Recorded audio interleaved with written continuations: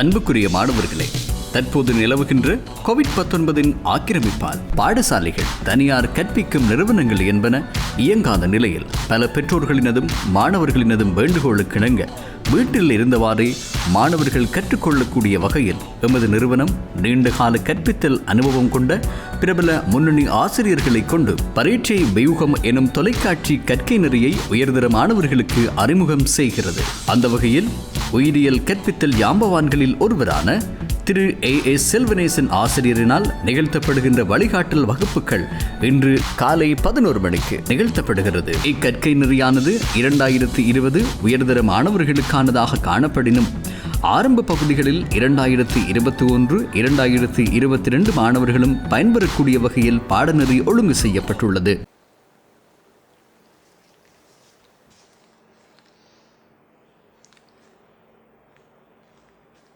நீரினுடைய இயல்புகளையும் அவற்றினுடைய முக்கியத்துவம் தொடர்பாக வீடியோவில் AB என்ற 2 பகுதிகளை கொண்ட ஒரு வினா தரப்பட்டிருக்கின்றது. மாணவர்கள் அதற்கு சுயமாக விடையளித்தல் பயிற்சியை மேற்கொள்ள வேண்டும். தொடர்ந்து வரும் பாட வேளைகளில் அதற்கான விடைகளை நாங்கள் தருகின்றோம். அடுத்து பிள்ளைகள் கவனிக்க வேண்டிய விடயம் சேதன செறிவுகள். அசேதன செறிவுகளில் பிரதானமானது நீர். அது தொடர்பாக நாங்கள் சுருக்க குறிப்புகளையும் அதனுடன் தொடர்புடைய முக்கியமாக தேவைப்படுகின்ற வினாக்களையும் நாங்கள் பார்க்கின்றோம். இனி தொடர்ந்து சேதனச் செறிவுகளில், அந்த சேதனச் செறிவுகளில் நாங்கள் ஏற்கனவே குறிப்பிட்டது போன்று முக்கியமாக 4 உயிரியல் மூலக்கூறுகளை படிக்க இருக்கின்றோம். கார்போஹைட்ரேட்டுகள், புரதங்கள், நியூக்ளிக் அமிலங்கள், லிப்பிட்டுகள். இதில் முதலாவதாக கார்போஹைட்ரேட்டுகளை அவதானிப்போம். அன்பான பிள்ளைகள், இங்கு நான் ஒரு விடயத்தை பரீட்சைக்கு ஏற்ற வகையில் அட்டவணைப்படுத்தி தருகின்றேன். உயிரியல் பாடப்பரப்பில் ஒரு பிரதானமான விடயம், கடந்த வகுப்பிலும் சொன்னேன், அதிகளவு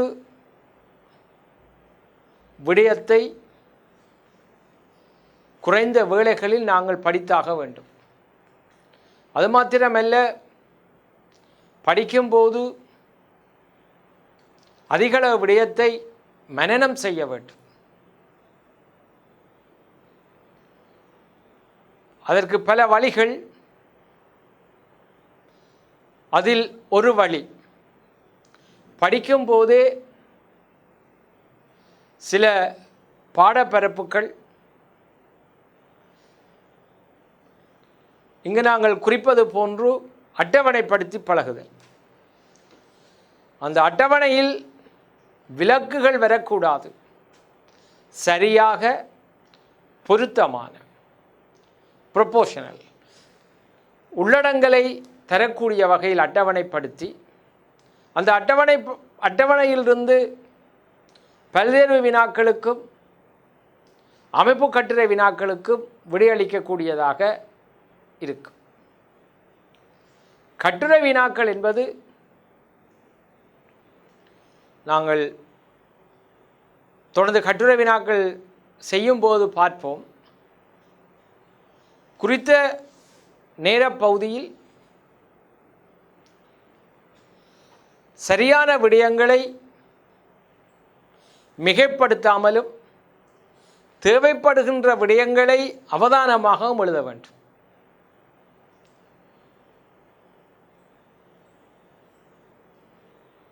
நாங்கள் ஒரு சுயமாக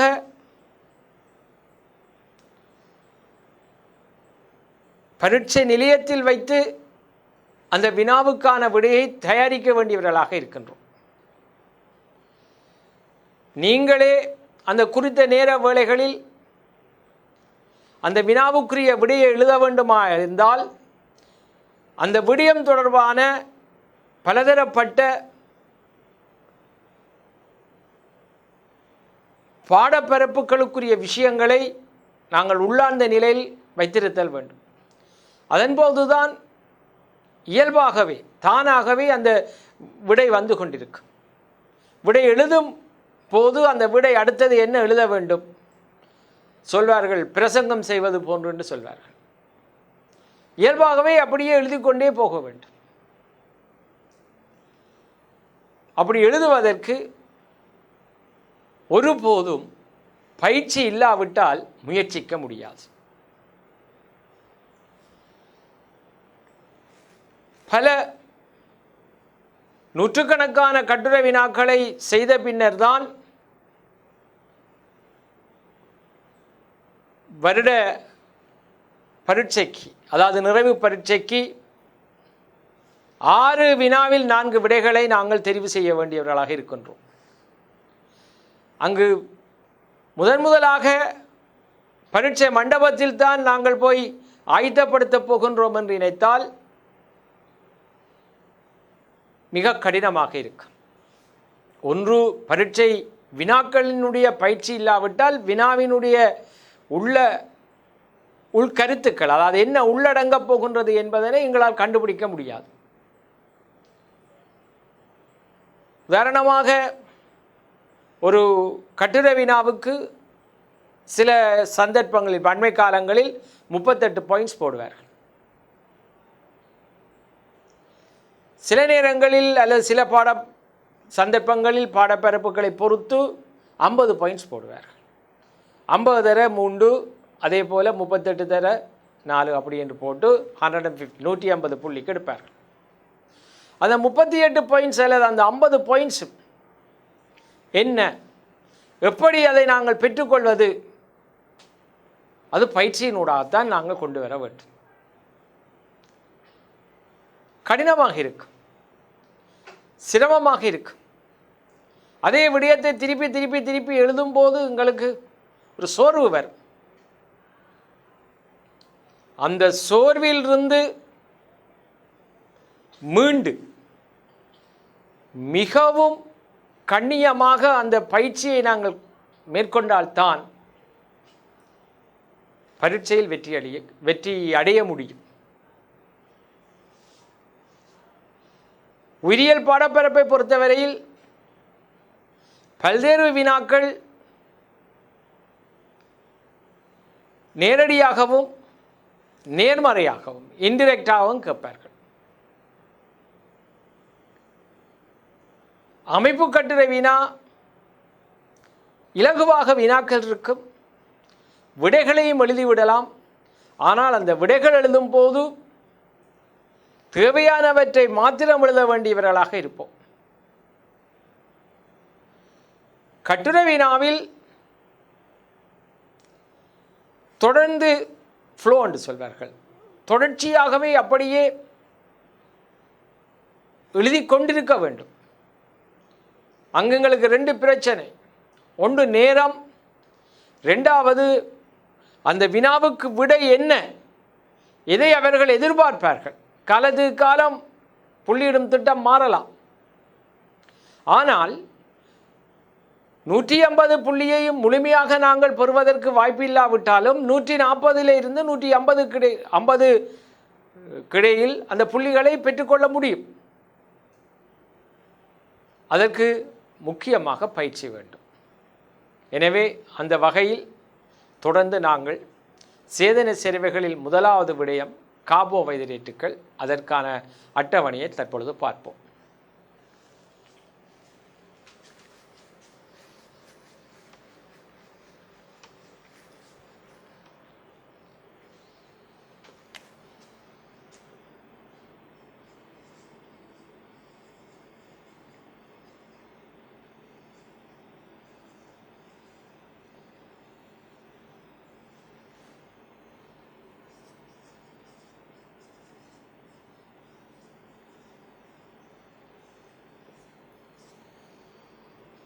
கார்போஹைட்ரேட்டுகள் லத்தீன் வேர்டு கார்போஹைட்ரேட். கார்பனும் நீரும் சேர்ந்ததுதான் கார்போஹைட்ரேட். ஆகவே எங்களுக்கு விளங்கும் கார்போஹைட்ரேட்டுகளுடைய அடிப்படை ரசாயன சேர்க்கை என்று கேட்பார்கள், பேசிக் கெமிக்கல் நேச்சர். இந்த அடிப்படை ரசாயன சேர்க்கை அல்லது ரசாயன கூறுகள் என்று கேட்பார்.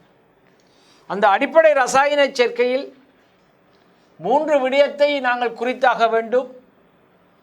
ஒன்று CHOO என்பன அமைப்புக்குரிய மூலகங்கள். மீளச் சொல்கிறேன், சி என்றா கார்பன், ஹைட்ரஜன், ஆக்சிஜன் என்பன அமைப்புக்குரிய மூலகங்கள். இரண்டாவது விடயம், ஹைட்ரஜனுக்கும் ஆக்சிஜனுக்கும் இடையான விகிதம் 2:1 இருக்கும். காரணம், இங்கு நீர் பங்களிப்பு செய்வதனால். எனவே ஹைட்ரஜனுக்கும் ஆக்சிஜனுக்கும் இடையான விகிதம் 2:1 என்று குறிப்பிடுதல் அவசியம். மூன்றாவது, ஜெனரல் ஃபார்முலா, இதனுடைய பொது சூத்திரம் CX, கார்பன் பெருமானம் எக்ஸால் குறித்து காட்டப்படும் போது நீர் வையினால் குறிக்கப்படும். இந்த வை என்பது எக்ஸினுடைய பெருமானத்துக்கு சமனல்ல. அதுவும் நாங்கள் இப்பொழுது வகை பார்ப்போம், எவ்வாறு அது மாற்றம் அடைகிறது என்பதனை நாங்கள் அவதானிப்போம். அப்போ இந்த கார்போஹைட்ரேட்டுகளுடைய அடிப்படை ரசாயன சேர்க்கையிலே இவ்வளவும் நீங்கள் குறிப்பிட வேண்டும். கார்போஹைட்ரேட்டுகளின் வகுப்புகள் அவை பிரதானமாக மோனோசக்கரைட்ஸ், ஒரு சக்கரைட்,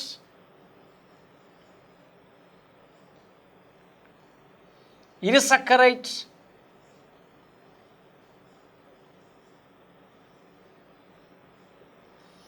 பல்சக்கரைட்டுகள்.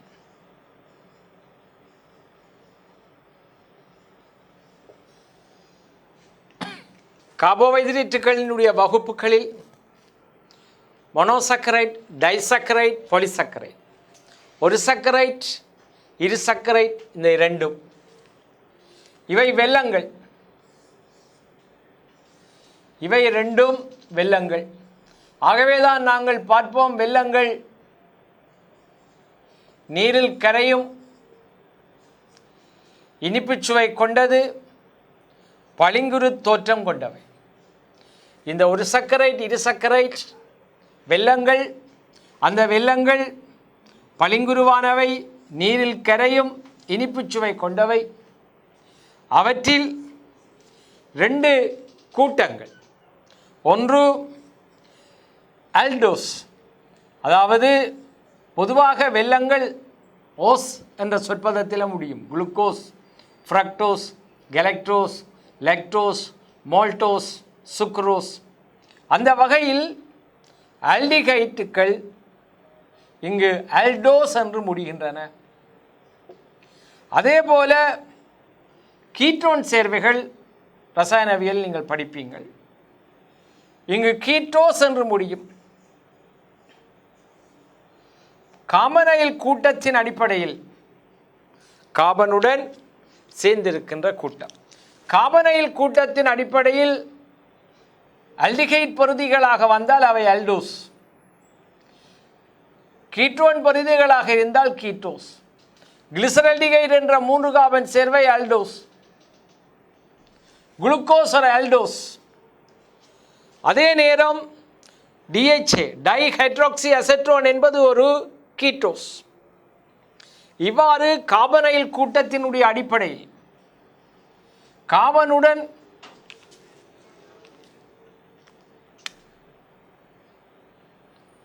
டபுள் பாண்டோ கட்டாயம் இருக்கு. ஒரு பிணைப்பு ஹைட்ரஜனால் இணைக்கப்பட்டு அங்கால் பகுதி தொடர்ந்து மாற்றமடையும்.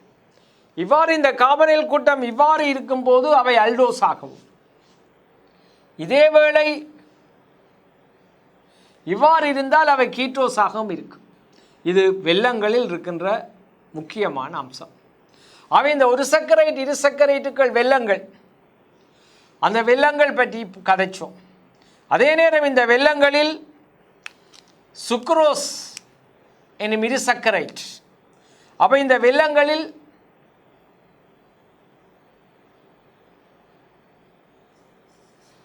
தாழ்த்தும் வெல்லங்கள் தாழ்த்தா வெல்லம் என்று சொல்வோம். சுக்ரோஸ் தவிர்ந்த ஏனியவை எல்லாம் தாழ்த்தும் வெல்லங்கள், மற்றவை சுக்ரோஸ் தாழ்த்தா வெல்லம். அந்த தாழ்த்தும் வெல்லத்தில் ஒரு சர்க்கரைட்டுக்குரிய தாழ்த்தும் வெல்லங்கள், இரு சர்க்கரைட்டுகளுக்குரிய தாழ்த்தும் வெல்லம். தாழ்த்தா வெல்லம் எப்பொழுதுமே இரு சர்க்கரைட், சுக்ரோஸ் ஒரு தாழ்த்தா இரு சர்க்கரைட். இவ்வாறு வெல்லங்கள் பார்த்த பின்னர் நாங்கள் பல் சர்க்கரைட்டுக்கு போவோம். அதேவேளை இந்த ஒரு சர்க்கரைட்டுகளில் 3 கார்பனிலிருந்து 7 கார்பன் வரையான சேர்வைகள் இருக்கின்றன. ஆனால் எங்களுக்கு பாடத்திட்டத்தில் 6 கார்பன் சேர்வை வரை இருந்தால் போதும். 3 கார்பன் சேர்வையை கொண்ட C3H6O3 என்ற மூலக்கூற்று சூத்திரத்தை கொண்டவை ட்ரையோஸ். இந்த ட்ரையோஸுக்கு பிரதான உதாரணம் கிளிசரால்டிகைட். நாங்கள் பின்னர் படிப்போம். கிளைகோபோப்பிலே இரு ஐதரோக்சி அசெட்டோன், டைஹைட்ராக்சி அசெட்டோன் என்ற சேர்வை வரும். அந்த இரண்டும் 3 கார்பன் சேர்வைகள். மற்றது டெட்ரோஸ். இந்த டெட்ரோஸ் என்பது 5 கார்பன் சேர்வை. 4 மீளச் சொல்கிறேன். டெட்ரோஸ் என்பது 4 கார்பன் சேர்வை. இதற்கு உதாரணம் எரித்ரோஸ். இது இயற்கையாக ஒரு இயல்பாகவே மிக அரிது. பொதுவாக 4 கார்பன் சேர்வை தொடர்பாக வினாக்கள் வாரதில்லை. இந்த 3 கார்பன் சேர்வையான கிளிசரால்டிகைடும் இரு ஐதரோக்சி அசெட்டோன் என்ற புரிதொரு சேர்வையும் அனிசேப செயல்முறைகளினுடைய இடைநிலைகள், இன்டர்மீடியேட் காம்பனன்ட்ஸ், இடைநிலை கூறுகளாக அது காணப்படுகிறது. மற்றது 5 கார்பன் கொண்டவை பெந்தோஸ். இந்த 5 கார்பன் கொண்ட சேர்வைகள் முக்கியமாக ரைபோஸ். இந்த ரைபோஸ்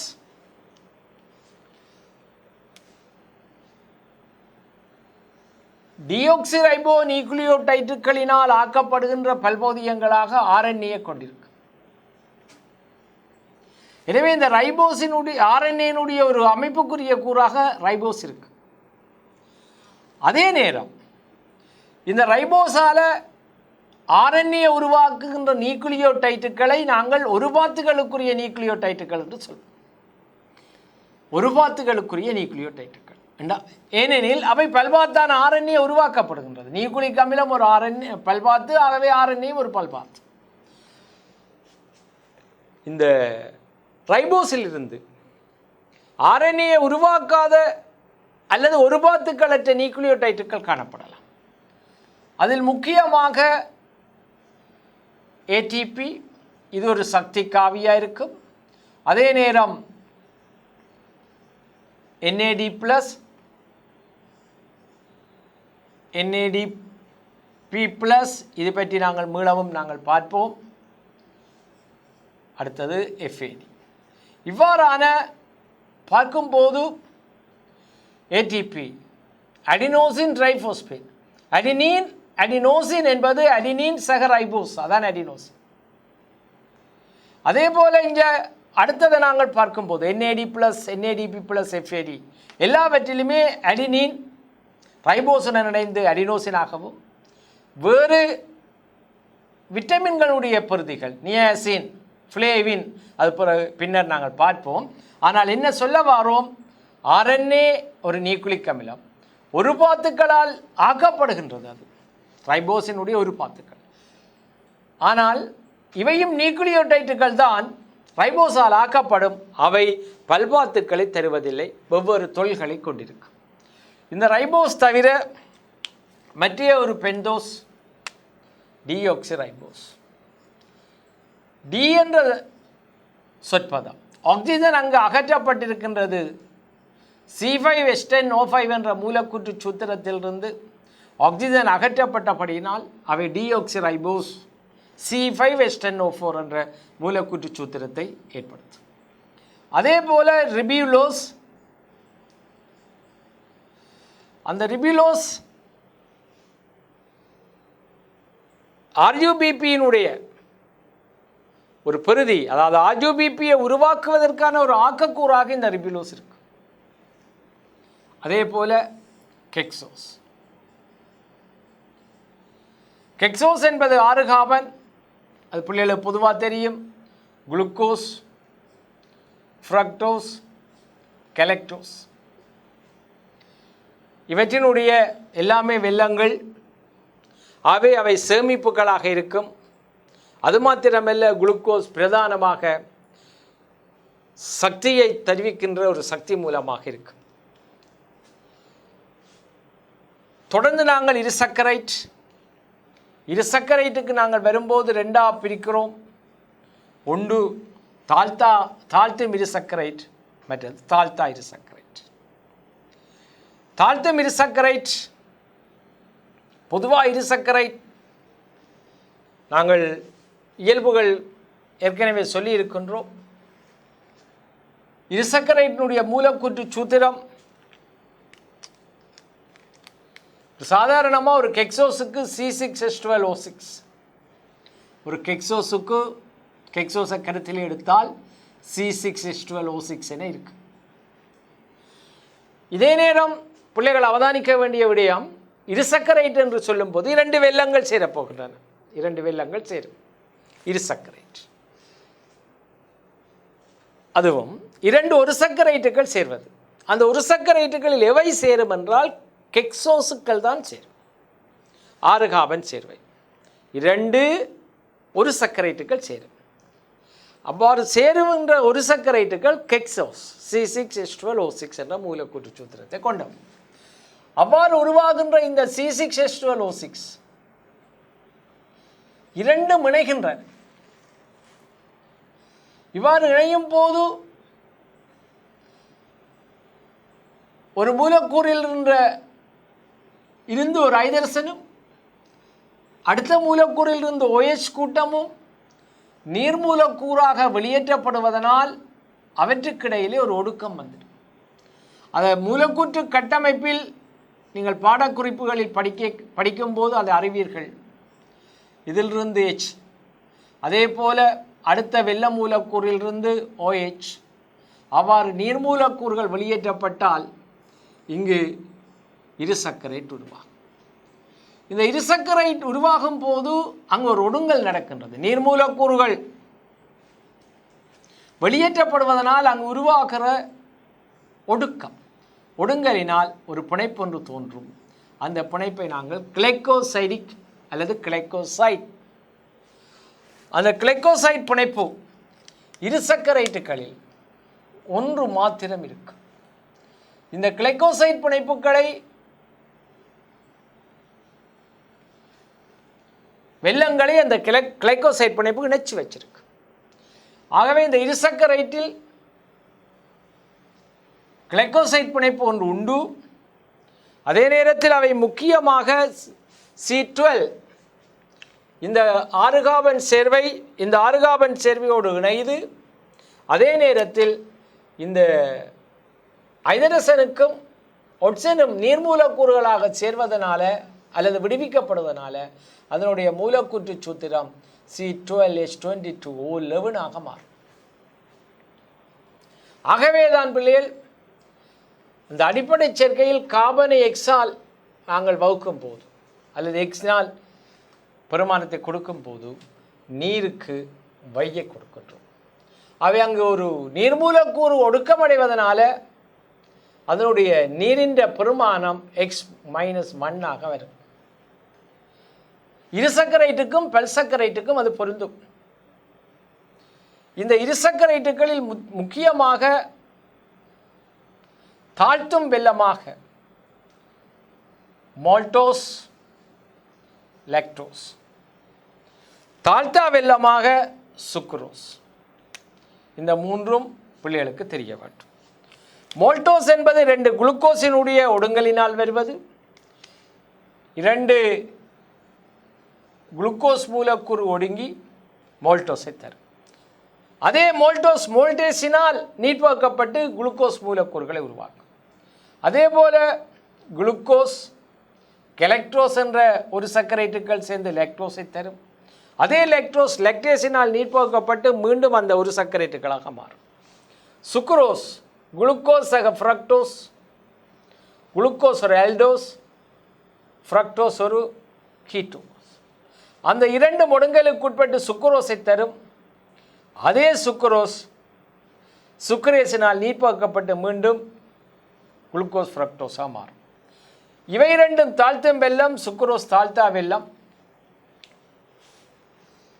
அடுத்ததாக நாங்கள் பல்சக்கரைட்டுக்கு வருகின்றோம். இந்த பல்சக்கரைட்டுகளை நாங்கள் பார்க்கும்போது பல்சக்கரைட்டுகளை தொல்பாட்டு ரீதியில் வகைப்படுத்தலாம். ஒன்று சேமிப்புக்குரிய பல்சக்கரைட்டுகள். அந்த சேமிப்புக்குரிய பல்சக்கரைட்டுகள் முக்கியமாக மாப்பொருள்,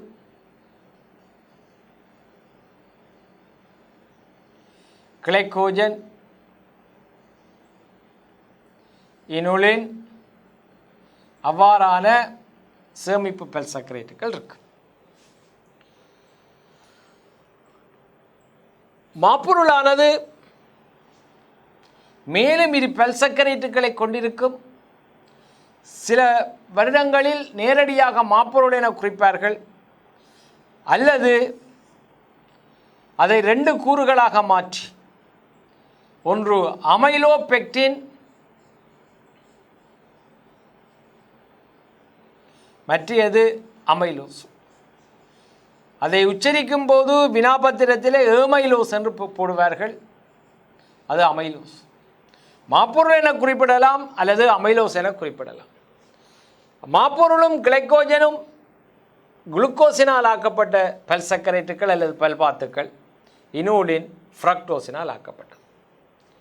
இவ்வாறு சேமிப்பாக காணப்படலாம் அல்லது கட்டமைப்பு கூறுகளாக காணப்படும்.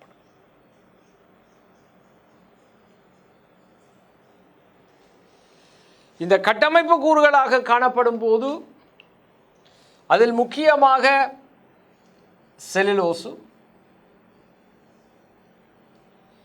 அதைவிட அரை செல்லுலோசு, அது தவிர பெக்டின், அது தவிர கைட்டின்,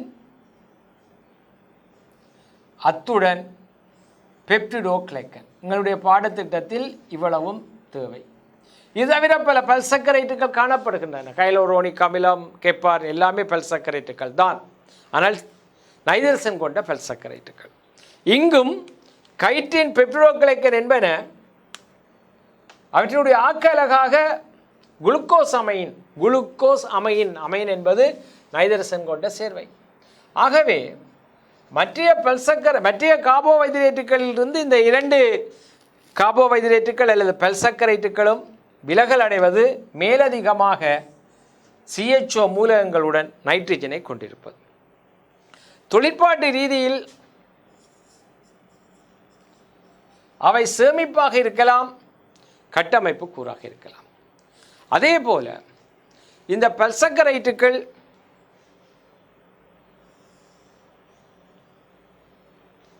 வடிவ ரீதியில்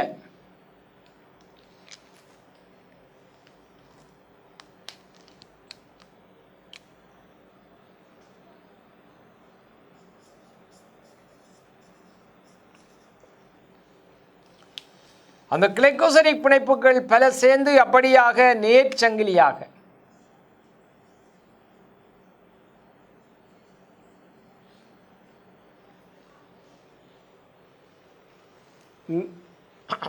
கிளைகோசனிக் பிணைப்புகள் பல இருக்கும்.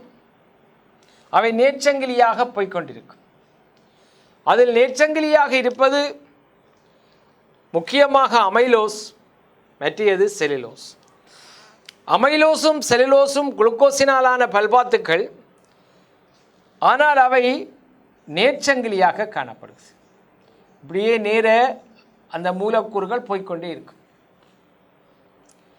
அதே நேரம் வளைவுடையதாக அல்லது வளைந்த சங்கிலியாக, சில பழைய பாடத்திட்டத்தில் அதை வளைந்த சங்கிலி என்று சொல்வார்கள். ஆனால் தற்பொழுது அது கிளைத்த சங்கிலி என்று சொல்வார். குளுக்கோஸ் மூலக்கூறுகளோ அல்லது அவற்றை ஆக்குகின்ற ஒரு சர்க்கரைட்டுகளோ கிளைத்திருக்கும். அவ்வாறு கிளைத்திருக்கின்ற எங்களுக்கு உதாரணமாக பாடத்திட்டத்தில் எதிர்பார்ப்பார்கள். ஒன்று அமைலோபெக்டின், இரண்டாவது கிளைக்கோஜன், மூன்றாவது அரைச்செல்லோஸ். இந்த நேர்ச்சங்கிலிக்கு 2 உதாரணமும் முக்கியமாக அமைலோஸும் கிளைக்கோஜன். கிளைத்த சங்கிலிக்கு அமைலோபெக்டின், கிளைக்கோஜன், அரைச்செல்லோஸ் என்பன பிரதான உதாரணங்களாக கொடுக்கப்பட்டிருக்கு. அதே நேரம் மற்றவையும் கிளைத்த சங்கிலியா, இப்போ கைட்டின் எல்லாம் கிளைத்த சங்கிலியா இருந்தாலும் கூட அதை எதிர்பார்க்க மாட்டார்கள். இந்த 2 விடயத்தையும் நீங்கள் அவதானித்தால் சரி. இனி இந்த கார்போஹைட்ரேட்டுகளினுடைய வகுப்புகள் தவிர அவற்றினுடைய தொழில் தொடர்பாக மாணவர்கள் இதே பெற்றல் இதே கோலத்தில் நீங்கள் அட்டவணைப்படுத்தி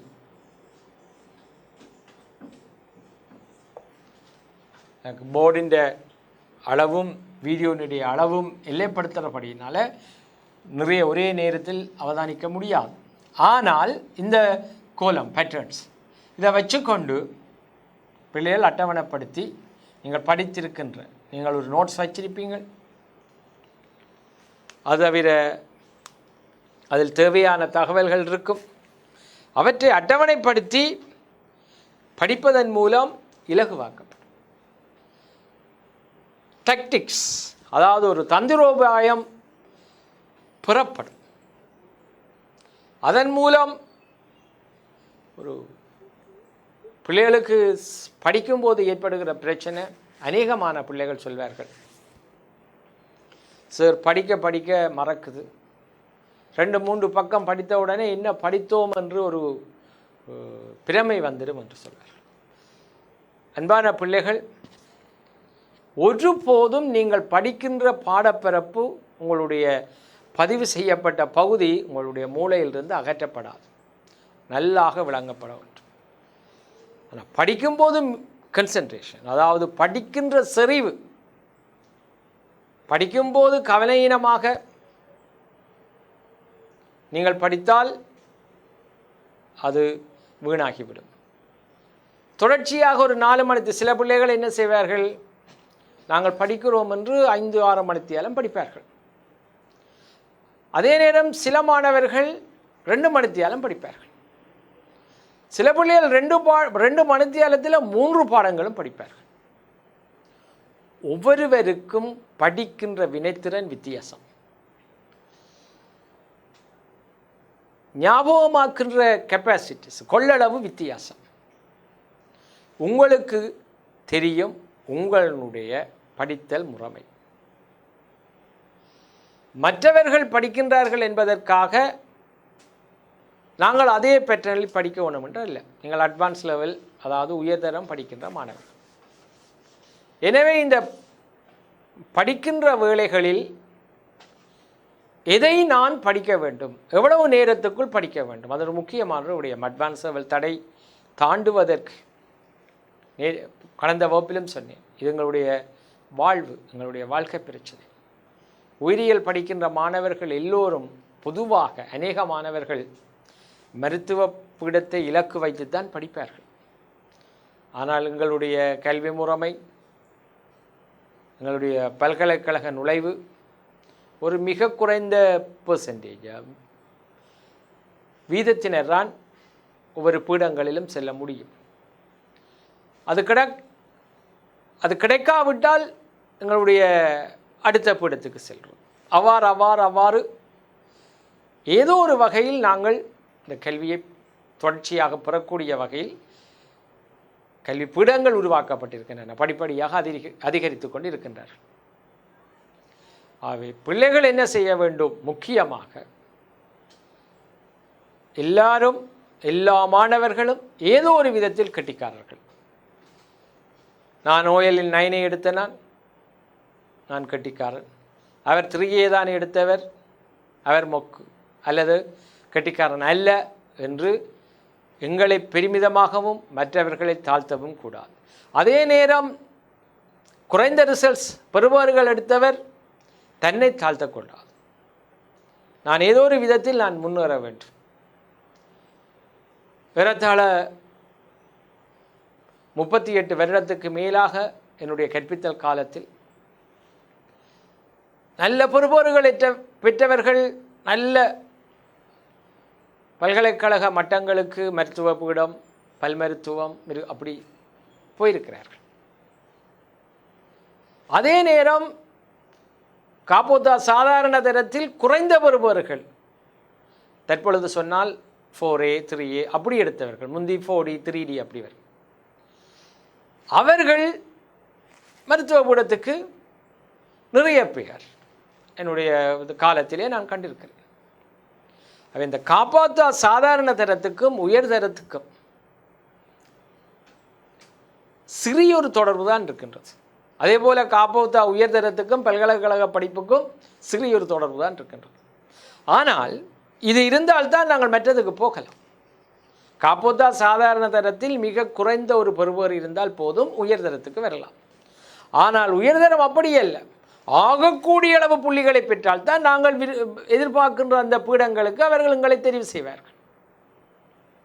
காப்போத்தா சாதாரண தரத்திலிருந்து காப்போத்தா உயர்தரத்துக்கு நாங்கள் படிக்கின்ற துறையை தெரிவு செய்வோம்.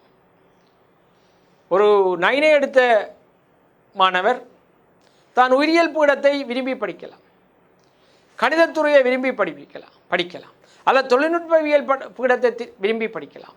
இல்லையோ வர்த்தகத்துறையில் தான் கல்வி கற்க வேண்டும் என்று அது மிகவும் ஆர்வத்துடன் கல்வி கற்கலாம், அல்லது கலைப்பிரிவை சென்றடையலாம். ஏதோ ஒரு விதத்தில் நாங்கள் தெரிவு செய்யலாம். ஆனால் காப்போத்தா உயர்தர பெறுபவர்கள் எங்களை எந்த பீடத்திற்கு படிக்க வேண்டும் என்று தெரிவு செய்வது எங்களுடைய பரீட்சை பெறுபவர்கள். அதுதான் பல்கலைக்கழக நுழைவுக்கு பல்கலைக்கழக மானிய குழுவினால் தீர்மானிக்கப்பட்டிருக்கு. ஆகவே காப்போத்தா உயர்தரம் என்பது சற்று வித்தியாசமான கற்கை. ஆனால் எல்லா மாணவர்களும் கெட்டிக்காரர்கள், அவர்களுக்கு ஒரு துறை சார்ந்த நுட்பம் இருக்கு. சில பிள்ளைகள் வகுப்பில் படித்தால் போதும், வீட்டை படிக்க தேவையில்லை, அது ஒரு மாதத்துக்கு அவரை சமாளிப்பார். சில பிள்ளைகள் வீட்டில் மனனம் செய்வார்கள். அது உங்களுடைய ஒவ்வொருத்தருக்கும் தனிப்பட்ட கற்கும் ஆற்றல், அதுக்கேற்ற வகையில் நீங்கள் கற்றுக்கொள்ள வேண்டும். எதுவாக இருந்தாலும் பயிற்சி என்பது முக்கியம். பயிற்சி இல்லாவிட்டால் பரீட்சை மண்டபத்தில் உடனடியாக எங்களுக்கு அந்த விடை தொக்கு நிற்காது, அது தொகையாக வராது. நாங்கள் சிந்திக்க வேண்டியவர்களாக இருப்போம், அல்லது தடுமாற்ற முடியவர்களாக மாறிவிடுவோம். அந்த வகையில் ஒரு கார்போஹைட்ரேட்டுகள் தொடர்பாக நாங்கள் ஒரு எளிமையான ஆனால் கனதியான உள்ளடக்கங்கள் கூடிய ஒரு அட்டவணையை தயாரிப்பதற்கும் அது தொடர்பான கட்டுரை வினாக்களுக்கு விடையளிக்கக்கூடியவர்களாகவும் மாற வேண்டும். இறுதியாக 2010ஆம் ஆண்டு முழுமையான ஒரு கட்டுரை வினா வந்தது கார்போஹைட்ரேட்டுகள் சம்பந்தமாக.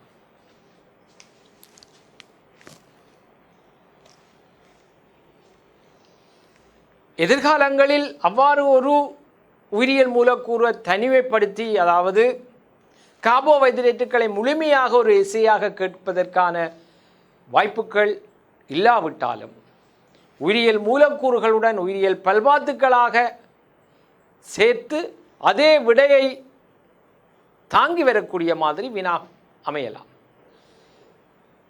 அடுத்தடுத்த பாட வகைகளில் முழுமையாக கார்போஹைட்ரேட்டுகளில் எவ்வாறான வினாக்கள் வந்தன, புரதங்களில் எவ்வாறான வினாக்கள் வந்தன, லிப்பிட்டுகளில் சில பகுதியான வினாக்கள் வந்தன, நியூக்ளிக் அமிலம் எவ்வாறு வினாக்கள் வந்தன என்பது பற்றி தற்பொழுது நீரினுடைய கட்டுரை வினா தந்தது போன்று அதை நாங்கள் எதிர்பார்ப்போம். தொடர்ந்து இந்த கார்போஹைட்ரேட்டுகள் பற்றிய பல்வேறு வினாக்களும் காணப்படுகின்றன. அமைப்பு கட்டுரை வினாக்களும் காணப்படுகின்றன. அதில் பயிற்சி வினாபத்திரத்தில் அடுத்த உயிர்நவியல் மூலக்கூறாக நாங்கள் புரதங்களை எடுப்போம். புரதங்களினுடைய அடிப்படை இரசாயன சேர்க்கை.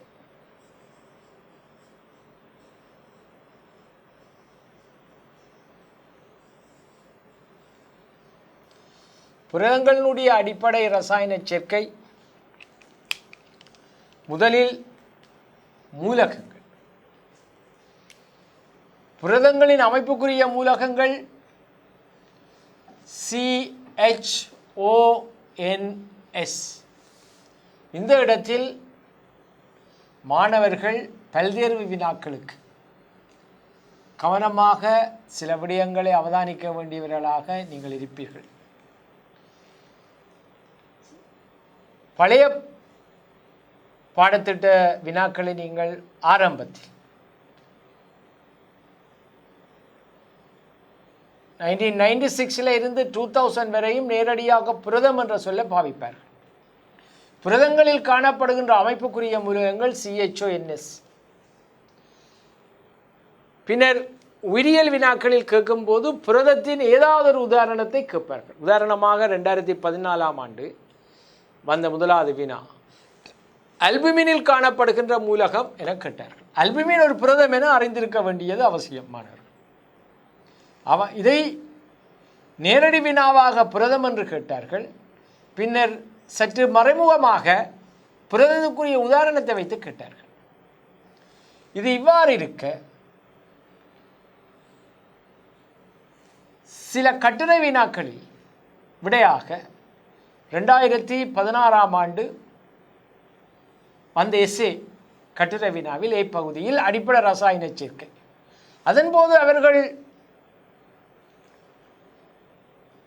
சில விடயங்கள் எதிர்பார்த்தார்கள்.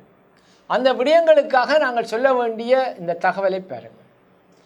எல்லா புரதங்களிலும்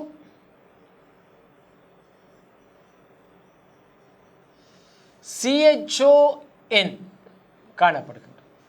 இப்போ எல்லா புரதத்துக்குரிய அமைப்புக்குரிய மூலகம் நாங்கள் CHONS என்று தான் சொல்கின்றோம். எல்லா புரதமும் CHON கொண்டிருக்கு. ஆகவே இங்கே அவதானித்தீர்களாயிருந்தால் புரதங்களின் அமைப்புக்குரிய மூலகம் CHONS, ஆனால் எல்லா புரதங்களும் கொண்டிருப்பது CHON. ஆகவே இங்கே ஒரு MCQ டாக்டிக்ஸ், ஒரு நுட்பம் ஒன்று வருகின்றது. கந்தகம் அற்ற புரதங்கள் உண்டு.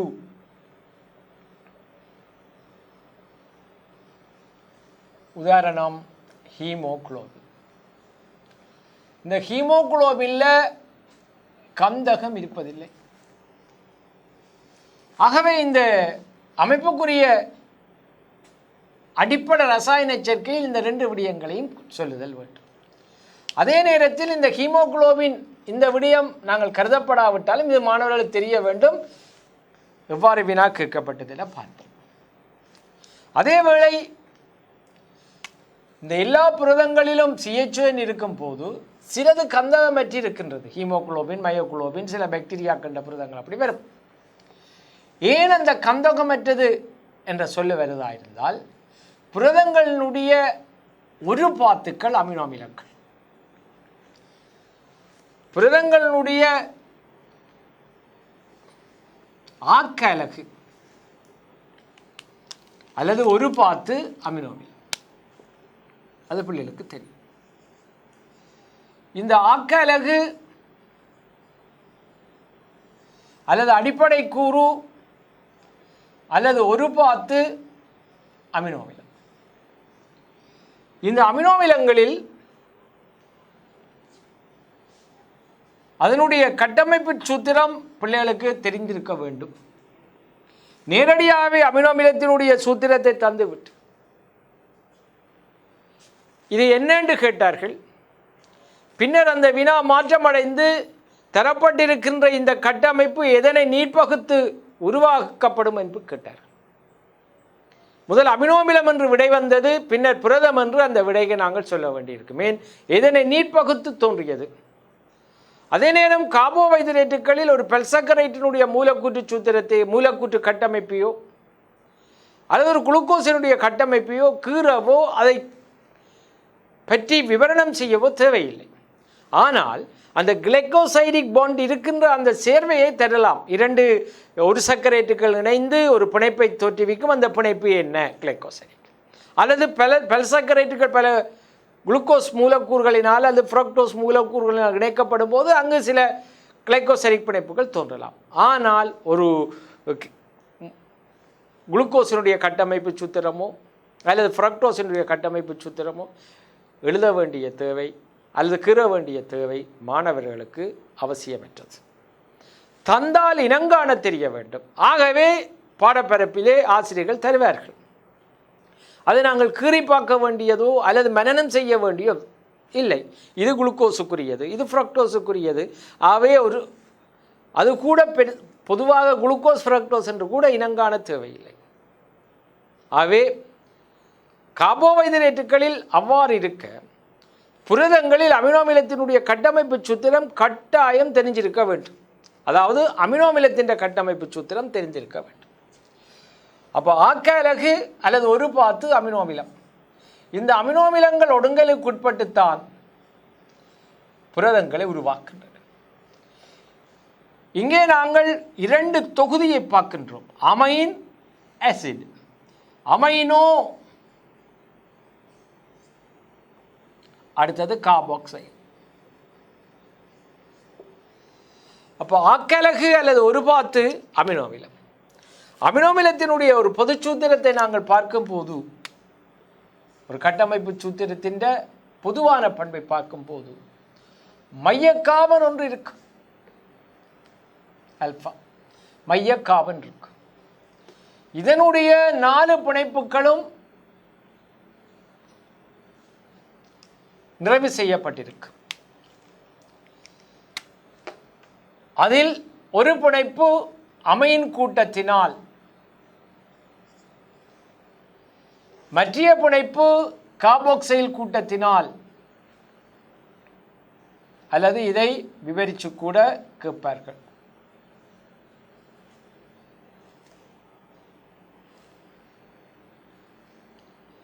மற்றது ஐதரசன் அணுவினால்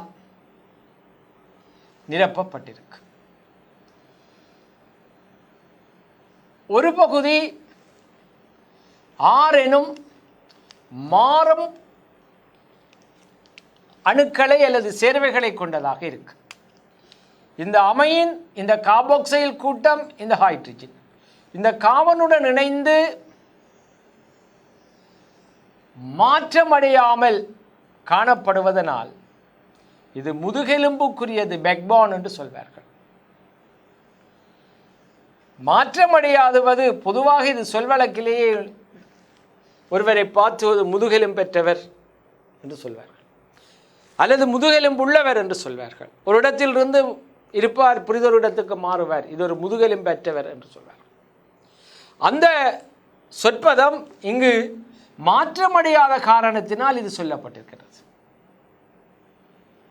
இங்கு பேக்போன், அதான் முதுகெலும்பு என்ற சொற்பதம் அல்ல, மாற்றமடையாமல் காணப்படுவது. இந்த R என்பது மாறும், இது சைட் செயின், பக்கச்சங்கிலி என்று சொல்வார்கள். இந்த பக்கச்சங்கிலி சேர்வையினால் மாற்றமடையும் போது அமினோமிலத்தினுடைய பேரீடு மாறும். அமினோமிலத்தினுடைய வகை மாறுவதனால துவக்கப்படுகின்ற பல்பெப்டைட் சங்கிலிகள், அதாவது புரதங்கள் மாற்றமடையும். இந்த R எச்சாக இருந்தால் அது கிளைசின் என்ற அமினோமிலமாக மாறும். அதான் மிகவும் எளிய அமினோமிலம். 2 இடமும் எச் இருக்கு. அதே நேரம் R CH3யினால மாற்றீடு செய்யப்பட்டால் அலனின் என்று வரும். அவ்வாறு லியூசின், அப்படி பக்கச்சங்கிலிகளுடைய மாற்றத்துக்கு ஏற்ற வகையிலே அமினோமிலத்தினுடைய பேரீடு மாறும். அதில் ஒன்று, இந்த பக்கச்சங்கிலியில் கந்தக இருப்பிணைப்புகள் சல்ஃபரைல் பிணைப்புகளை கொண்டிருக்கின்ற அமினோ அமிலத்தில் ஒன்று மெதியோனைன். இந்த மெதியோனைன் நாங்கள் படிப்போம் அத்தியாவசிய அமினோ அமிலம், அதில் ஒன்று இந்த மெதியோனைன். இந்த மெதியோனைன் சல்ஃபரை கொண்ட புரதம், கந்தகத்தை கொண்டிருக்கின்றது என்று பார்த்திருக்கின்றோம். கந்தகத்தை கொண்டிருப்பதனால் அத்தோடு புரதத்தொகுப்பு படிக்கும்போது நாங்கள் படிப்போம், மாணவர்கள் கேள்விப்படுவீர்கள், புரதத்தொகுப்புக்குரிய முதலாவது அமினோ அமிலம் மெதியோனைன். அந்த புரதத்தொகுப்புக்குரிய முதலாவது அமினோ அமிலம் மெதியோனைனாக இருப்பதனால பெரும்பாலான புரதங்களில் சல்ஃபர் கந்தகம் வருகின்றது. ஏன் கந்தகம் அமினோ அமிலம், மெதியோனைன் கந்தகத்தை கொண்ட ஒரு அமினோ அமிலம். இவ்வாறு கந்தகத்தை கொண்ட அமினோ அமிலம் மெதியோனைன் இருப்பதனால் தான் அந்த புரதங்களில் சல்ஃபர் வருகின்றது. ஹீமோகுளோபினில் அது தொழிற்படாத காரணத்தினால் அங்கு சல்ஃபர் காணப்படவில்லை. இதேவேளை அடிப்படை ரசாயன சேர்க்கையில் புரிதொரு தகவல், இந்த அமைப்புக்குரிய மூலகங்கள் CHONS என்பது முக்கியம். எல்லா புரதமும் CHON கொண்டிருக்கும் என்பது முக்கியம். சில கந்தகமற்ற புரதங்களை கொண்டிருக்கும் என்பது முக்கியம். உதாரணம் ஹீமோகுளோபின். இது தவிர சில புரதங்கள் உலோக அயன் சிக்கல்களை கொண்டிருக்கும். அந்த உலோக அயன் சிக்கலில் முக்கியமாக காணப்படுவது இரும்பு, மற்றது செப்பு, மற்றது நாகம். இதுவரை வந்த வினாக்களில் இந்த இரும்பு செப்பு தொடர்பாக கேட்கப்பட்டிருக்கு. இரும்பு அல்லது செப்பு அல்லது நாகம். 2016ஆம் ஆண்டு கேட்கப்பட்ட எஸ்ஏ, அதில் புரதங்களுடைய அடிப்படை சேர்க்கை ஏற்பாடு கேட்கப்பட்டிருக்கு. அந்த இடங்களிலே இதை மென்ஷன் பண்ணியிருக்கிறார்கள், குறிப்பிட்டிருப்பார்கள், பாயிண்ட்ஸ் ஆக்கப்பட்டிருக்கிறது. இப்போ புரதமற்ற கூறுகளாக அந்த புரதங்களில் இந்த உலோக அயன் சிக்கல்கள் இணைந்திருக்கின்றன. உதாரணமாக இரும்பு கொண்டதாக ஹீமோகுளோபின் இருக்கும், சில சைட்டோகுரோம் வகைகள் இருக்கும். செப்பு கொண்டதாக சைட்டோகுரோம் ஆக்சிடேஸ் என்ற நொதியம் இருக்கும். அந்த ஹீமோகுளோபினில் எங்களுக்கு தெரியும் கந்தகமற்றது. எனவே அங்கு மூல குறியீடு போடும்போது CHON. அதேவேளை இரும்பை கொண்டிருப்பதனால் ஹீமோகுளோபினுடைய மூலகம் உள்ளடக்கம் CHON ஆக வந்துடும். அதே போல் சைட்டோகுரோம் கேட்கும்போது CHON, ஆனால் கந்தகம் இருக்கும், இரும்பு இருக்கலாம் அல்லது செப்பு இருக்கலாம். அவை இந்த ஹீமோகுளோபினுடைய மூலகத்தை 2011, அதாவது 2011ஆம் ஆண்டு, அப்பொழுதும் பாடத்திட்டம் மாறியது, புதிய பாடத்திட்டம் பழைய பாடத்திட்டம். அந்த பழைய பாடத்திட்டத்திலே போடப்பட்ட வினாவும் இதுவும் ஒன்று. இது இவ்வாறு இருக்க இந்த அமினோ அமிலங்களுடைய கட்டமைப்பு புரதங்களில் இவ்வாறான மாற்றங்களை செய்யும். அதே நேரம் அடிப்படை ரசாயன சேர்க்கைகளில் இவை பங்களிப்பு செய்கின்றன. இந்த ஆக்கலக அல்லது ஒருபாத்து தொடர்பாக அமினோ அமிலம் தொடர்பாக பிள்ளைகளுக்கு ஒரு கட்டமைப்பு சூத்திரம் கட்டாயம் தெரிந்திருக்க வேண்டும். இந்த அமினோ அமிலத்தினுடைய அமைன் கூட்டங்களுடைய அடிப்படையில் அல்லது கார்பாக்சைல் கூட்டங்களுடைய அடிப்படையில் அந்த அமினோ அமிலங்களை வகைப்படுத்துவர். முக்கியமாக இந்த அமைன் கூட்டங்களும் கார்பாக்சைல் கூட்டங்களும் எண்ணிக்கையில் சமனாகத்தான் இருக்கும். அது நடுநிலைக்குரிய அமினோ அமிலங்கள் என்று சொல்வார். அதே நேரம் சில அமினோ அமிலங்கள் அமைன் கூட்டத்தை கூடுதலாகவும் கார்பாக்சைல் கூட்டத்தை குறைவாகவும் கொண்டிருக்கும். அவை மூல அல்லது கார இயல்புள்ள அமினோ அமிலங்கள் என்று சொல்வார்கள். சில இடங்களில் கார்பாக்சைல் கூட்டங்கள் கூடவாகவும் அமைன் கூட்டங்கள் குறைவாக இருக்கும். அது அமிலம் என்றே முடியும். அவ்வாறான இதை அமில இயல்புள்ள அமினோ அமிலங்கள் என்று சொல்வார்கள். எதுவாக இருந்தாலும் இந்த அமைன் கூட்டங்களும் கார்பாக்சைல் கூட்டங்களும் சமனாக இருப்பதை பெரும்பாலான அமினோ அமிலங்கள் கொண்டிருக்கின்றன. அதே வேளையில் இந்த அமினோ அமிலங்களினுடைய தொகுப்பு, அந்த தொகுப்பு என்பது அதனுடைய தேவையை பொறுத்தது. விலங்குகளில் வளரிளம் பருவத்தில் 8 அமினோ அமிலங்களும்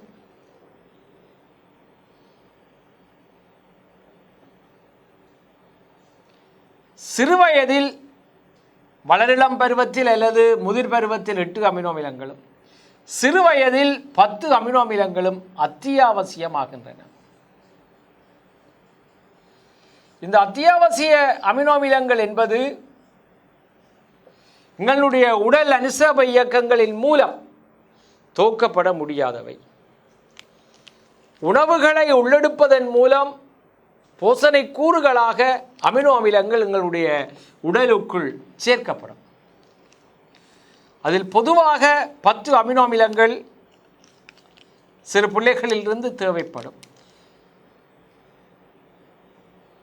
வளரும் இளம் பிராயம் அல்லது முதிர்ந்த நிலையில் வரும்போது அது 8 குறைந்திடும். ஏனெனில் 2 அமினோ அமிலங்கள் உடலால் தோற்கப்படும். மிகுதி 10 அமினோ அமிலமும் அத்தியாவசியமற்றது. அது உடலால் தோற்கப்படக்கூடியது. இது விலங்குகளில்தான் அவதானிக்கப்படக்கூடிய அமினோ அமிலங்கள் 2. அதேவேளை தாவரங்களில் புரதத்தோப்புக்கு கிட்டத்தட்ட 20 அமினோ அமிலங்கள் அவசியம் என்று பார்த்தோம். அந்த 20 அமினோ அமிலங்களும் தாவரங்களில் அத்தியாவசியமற்றது தான். அவை உடலால் தொகுக்கப்படக்கூடியது தான். ஆனால் விலங்குகளில் அத்தியாவசிய அமினோ அமிலங்களும் உண்டு, அத்தியாவசியமற்ற அமினோ அமிலங்களும் உண்டு. நுண்ணங்கிகளை பொறுத்தவரை சில நுண்ணங்கிகளில் அத்தியாவசியமற்ற அமினோ அமிலங்கள் முழுமையாக 20 இருக்கும். சிலதுகளில் 10 அத்தியாவசியம் 10 அத்தியாவசியமற்று இருக்கும். ஆனால் விலங்குகளில் இந்த அத்தியாவசிய அமினோ அமிலங்கள் சொல் வழக்கில் ஞாபகப்படுத்துவதற்கு இப்படி ஒரு சொற்றொடரை கொடுப்பது வழமை. புட்டிம் ஹால் என்று சொல்லி அந்த ஜூவை வி ஆக்கி ஃபீனைல் எலனின், வேலின், ட்ரியோனைன், ட்ரிப்ரோபன், ஐசோலியூசின், மெதியோனைன், கிஸ்டிடின், ஆர்ஜினின், லைசின், லியூசின், அந்த வேலின், அந்த ஜூக்கு பதிலாக வேலினை போட்டு நாங்கள் இந்த 10ஐயும் ஞாபகத்துக்கு கொண்டு வரலாம். பிறகு வளரிளம் பருவத்தில் முதிர்ச்சி அடையும் போது இந்த கிஸ்டினும் ஆர்ஜினும் தேவைப்படாது. அப்போ மிகுதியாக 1, 2, 3, 4, 5, 6, 7, 8 அமினோ அமிலங்கள் அவசியமாக இருக்கும். இவ்வாறு இந்த அமினோ அமிலங்கள் தொடர்பாக மாணவர்கள் இது சம்பந்தமான ஆற்றலை பெற்றுக்கொள்ள வேண்டும். ஆக்கலகு.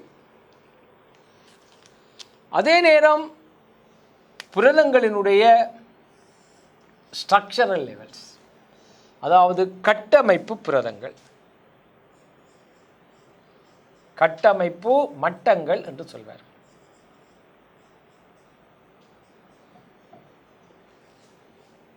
அந்த கட்டமைப்பு மட்டங்கள் முதலான கட்டமைப்பாக துணையான கட்டமைப்பாக நீங்கள் தரப்பட்டிருக்கின்ற அந்த பாடக்குறிப்புகளில் முதலான கட்டமைப்பு சீக்வென்ஸ், அதாவது அமினோ அமிலங்களுடைய தொடர் வரிசை என்று தந்திருப்பார்கள். துணையான கட்டமைப்பு முதலான கட்டமைப்புக்குட்பட்ட ஒரு பல்பெப்டைட் சங்கிலி சுருளடைந்து அதை அல்ஃபா ஹேலிக்ஸ் அப்படின்னு சொல்வார். அதே நேரம் மடிப்படைந்த தாளாக பீட்டா பிளேட்டட் சீட் என்று சொல்வார்கள். அது மடிப்படைந்த ஒரு கட்டமைப்பாக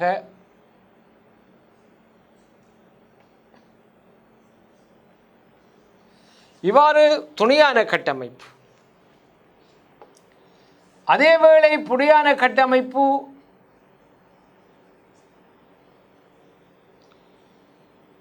மடிதலாலும் வளைவதனாலும் மடிந்து ஒரு முப்பரிமாண கட்டமைப்புக்குரியதாக மாறும். அப்படி மாறும்போது அவற்றினுடைய பக்கச்சங்கிலி அமினோமிலங்களுடைய பக்கச்சங்கிலியில் ஏற்படுகின்ற இடைத்தொடர்புகள், ஐதரசன் பிணைப்புகள், அயன் பிணைப்புகள், கந்தக பிணைப்புகள், வண்டவாள் இடைத்தொடர்புகள் போன்ற பல்வேறு வகையான இடைத்தொடர்புகள் மூலம் புடையான கட்டமைப்புக்கு ஒரு வடிவம் பெறப்படும். அந்த வடிவம் கோள வடிவானதாக காணப்படுவதனால் அந்த புடையான கட்டமைப்புள்ள புரதங்களை பொதுவாக குளோபியுலர் என்று சொல்வார்கள். அது மாத்திரமல்ல, அந்த புடையான கட்டமைப்புக்கு நீரில கரையிற ஆற்றலும் கூட ஏற்பட்டுவிடும். அடுத்தது நாட்புடையான கட்டமைப்பு. இந்த நாட்புடையான கட்டமைப்பு என்பது 2 அல்லது 2க்கு மேற்பட்ட பல்பெப்டைடு சங்கிலிகள் திரட்சி அடையும். கூடுதலாக 2க்கு மேற்பட்டவை தான் திரட்சி அடையும். அப்படி திரட்சி அடைவதனால கூடுதலாக கொலாஜின், இதிலே சொல்லப்பட்ட ஹீமோகுளோபின் இவ்வாறான புரதங்கள் திரட்சி அடைந்து உருவாக்குவதுதான் புடையான கட்டமைப்பு. இதில் இருக்கின்ற விவரணங்களை மாணவர்கள் ஞாபகத்துக்கு கொண்டு வர வேண்டும். இவ்வாறு கேட்கும்போது பல்வேறு மாதிரி கேட்பார்கள். சில வேளைகளில் சில கடந்த கால பரீட்சை வினாக்களில் போது புரதங்களின் கட்டமைப்பு மட்டங்கள் என்று சிறு குறிப்பு கேட்டிருக்கிறார்கள். 6வது வினாவாக இந்த சிறு குறிப்பு வரும். 6வது வினாவாக சிறு குறிப்பு வரும்போது ABC என்று 3 தலைப்புகள் தரப்பட்டிருக்கு. பொதுவாக அதில் 1 அலகு 5னுடைய விலங்கினுடைய அமைப்பு தொழிற்பாடு பற்றி வரும். 2வது புறப்புரிமையியல் தொடர்பாக ஜெனட்டிக்ஸ் அல்லது தொடர்ந்து வருகிற புதிய பாடத்திட்டத்தில் மூலக்கூற்று உயிரியல் தொடர்பாக கேட்கப்படும். சில வேளைகளில் அலகு 2க்குரியதாகவும் அலகு 4க்குரியதாகவும் கேட்கப்படலாம். இப்படி கேட்கப்படும் போது இங்கே நாங்கள் எழுதுவது கட்டுரை வினாக்கள் எவ்வாறு நாங்கள் முகம் கொடுக்க பழக வேண்டும் என்ற ஒரு அறிவுரை அல்லது அதுக்கான ஆயத்தங்களை நாங்கள் செய்வோம். 3ம் சமனான புள்ளிகளை எப்பொழுதும் பெற்றுத்தரும் என்று அல்ல. அந்த வினாவினுடைய அமைவை பொறுத்து புள்ளி வழங்கப்படுகின்ற திட்டம் மாறலாம். இவ்வாறு இருக்கையில் இந்த கட்டமைப்பு மட்டங்கள் சம்பந்தமாக நாங்கள் ஒரு பகுதி வந்தால் அதிகளவு விடயங்களை, அதாவது சரியான பாடத்திட்டத்தில் குறிப்பிடப்பட்ட எங்களுக்கு கைநூலில் அல்லது வளநூலில் சொல்லப்பட்ட விடயங்கள், அமைப்பு கட்டுரை வினாக்களில் அவர்கள் தந்த தகவல்கள் அனைத்தையுமே நாங்கள் குறித்துத்தான் ஆக வேண்டும்.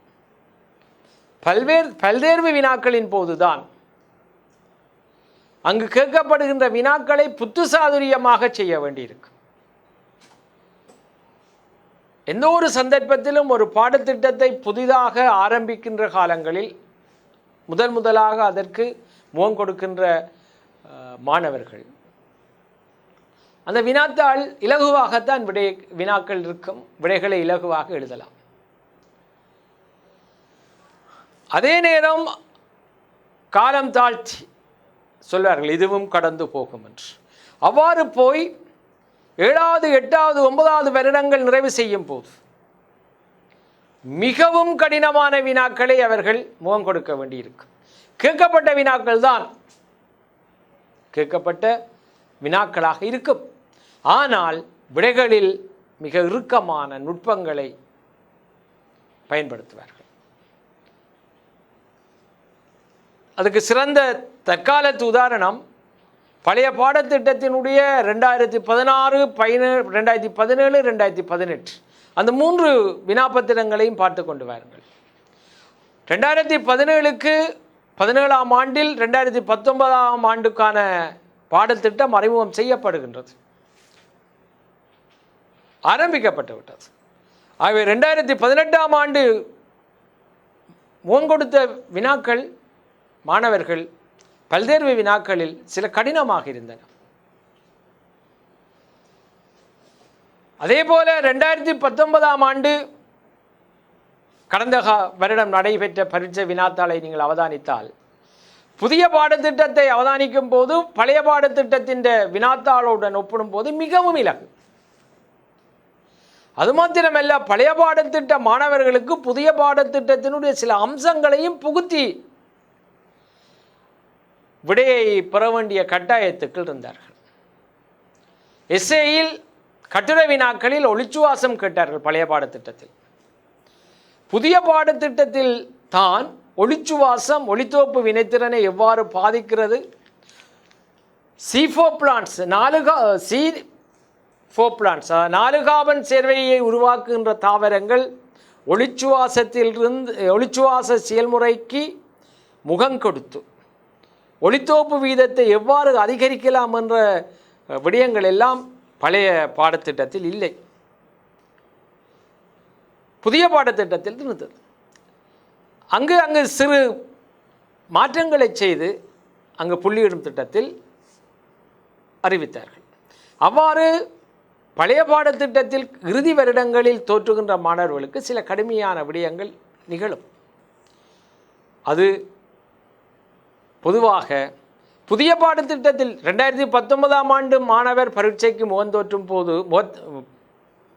பரீட்சை தோற்றும் போது புதிய பாடத்திட்டங்கள் உருவாகின, புதிய பாடப்பரப்புகள் உருவாகின.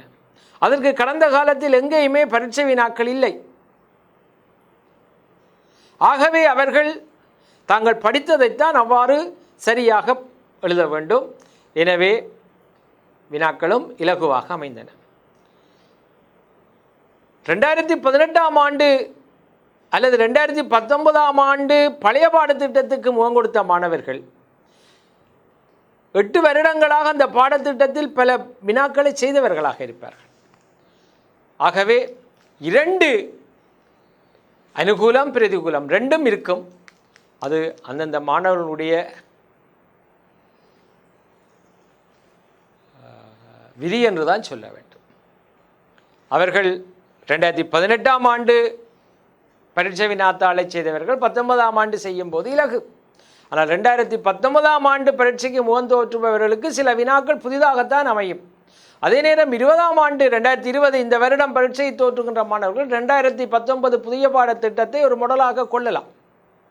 அவை சற்று 2020ஆம் ஆண்டு 19ஆம் ஆண்டு 2019 கேட்கப்பட்டது மாதிரி இலகுவாக அமையும் என்று எதிர்பார்க்கக்கூடாது. ஆனால் தற்பொழுது ஏற்பட்டிருக்கின்ற நெருக்கடிகளினால் சில பாடக்குறிப்புகள் பாடப்பரப்புகள் குறைக்கப்படலாம். வினாக்களின் கடினம் குறைக்கப்பட மாட்டாது. ஆகவே தொடர்ந்து நாங்கள் புரதங்களுக்கு சென்றால் அந்த புரதம் தொடர்பாக கடைசி விடயம் அதனுடைய தொழிற்பாடு.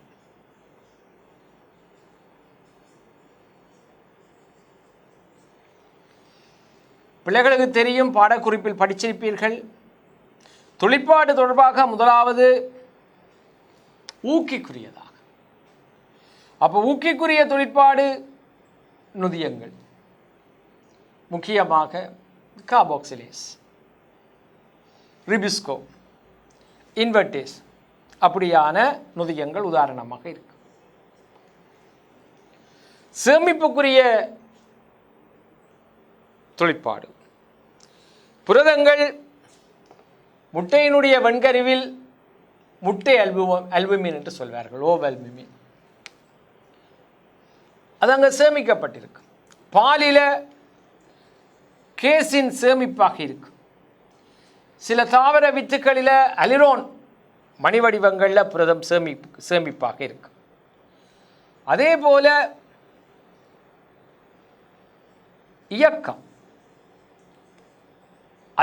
அந்த இயக்கம் என்பது தசை சுருக்கத்தில் ஆக்டின் மயோசின் போன்றவை இயக்கத்துக்குரிய புரதங்கள். தசை சுருக்கத்துக்கு பொறுப்பாக இருக்கின்ற புரதங்கள். அந்த வகையில் அடுத்த தொழிற்பாடு கட்டமைப்பு. இந்த கட்டமைப்பு கூறாக கொலாஜின், கெரட்டின், தோலினுடைய வெளிப்புற கட்டமைப்பு கூறாக கெரட்டின், தொடுப்புளியங்களில் கட்டமைப்பு கூறாக கொலாஜின், அவ்வாறு கட்டமைப்பு கூறாக காணப்படலாம்.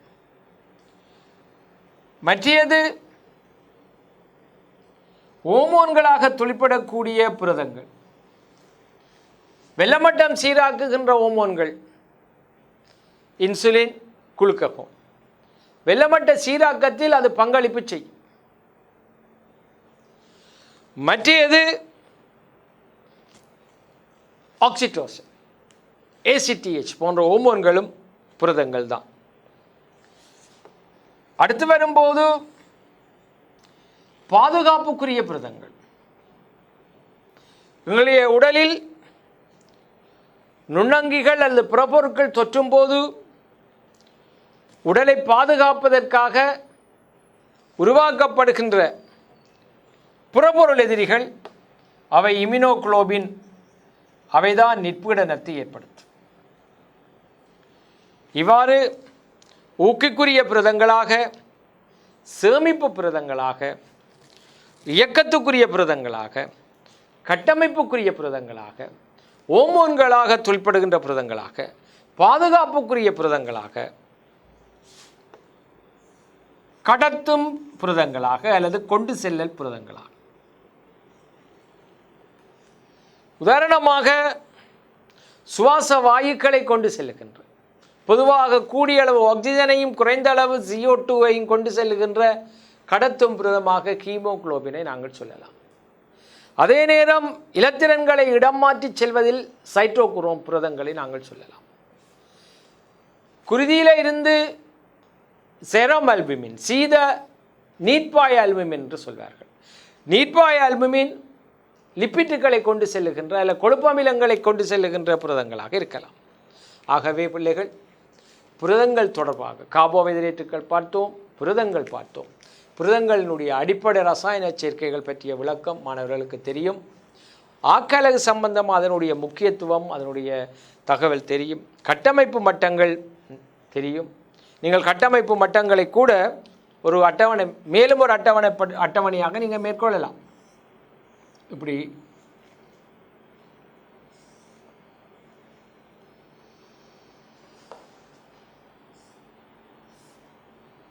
முதலான கட்டமைப்பு, துணையான கட்டமைப்பு, புடியான கட்டமைப்பு, நாட்புடை கட்டமைப்பு. இதில் நீங்கள் இயல்பு என்று போடப்பட்ட பின்னர் முதலாவது இயல்பு உருவாகும் முறை. எப்படி உருவாகும்? ரெண்டாவது காணப்படுகின்ற பிணைப்புகள்,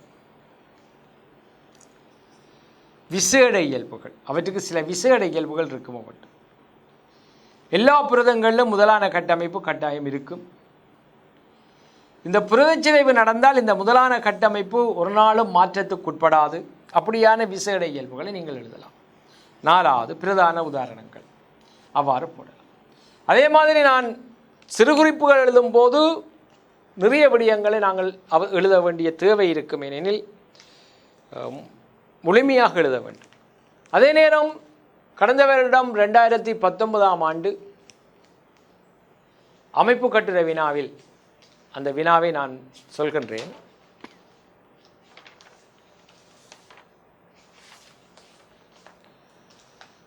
முதலாவது கேள்வியின் ஏ பகுதியின் இரண்டாவது பகுதியாக கேட்கப்பட்டது.